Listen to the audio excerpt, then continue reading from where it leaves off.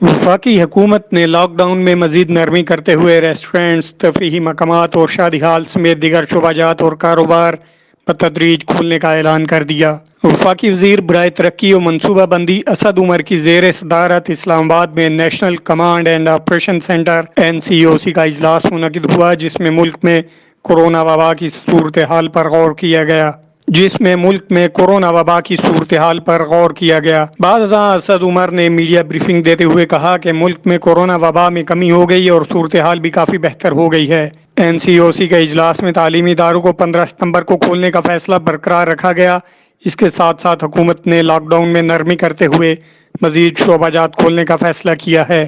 اسد عمر کے مطابق 8 اگست بروز ہفتہ سے سیاحتی مقامات اور وہاں کے ہوٹلز، جبکہ 10 اگست پیر سے پبلک پارکس، تفریحی مقامات، ایکسپو ہالز، بیوٹی پارلرز، مزارات، مذہبی مقامات، سینما، تھیٹرز، جم، کلب، ہوٹلز، کیفے اور ریسٹورینٹس بتدریج کھول دیے جائیں گے، جہاں اندر اور باہر بیٹھ کر کھانا کھانے کی اجازت بھی ہوگی۔ اسد عمر نے مزید کہا کہ road transport, railway, airlines کو بھی معمول کے مطابق بحال کیا جا رہا ہے اور ان پر تمام بندشیں ختم کی جا رہی ہیں۔ تمام میٹرو سروسز اور بسوں میں کھڑے ہو کر سفر کرنے کی اجازت نہیں ہوگی، جبکہ موٹر سائیکل کی ڈبل سواری کی اجازت بھی دینے کا فیصلہ کیا گیا ہے۔ وفاقی وزیر کے مطابق بازاروں کے اوقات کار بھی معمول کے مطابق بحال کیے جا رہے ہیں اور تمام مارکیٹیں پرانے نظام کے مطابق کھولنے کی اجازت دی جا رہی ہے۔ ان کے لیے وقت کی پابندی اور ہفتہ اور اتوار کی چھٹی ختم کی جا رہی ہے۔ اسد عمر نے بتایا کہ جن کھیلوں میں جسمانی ٹکراؤ نہیں ہوتا، انہیں بھی 10 اگست سے بحال کر دیا جائے گا۔ کبڈی،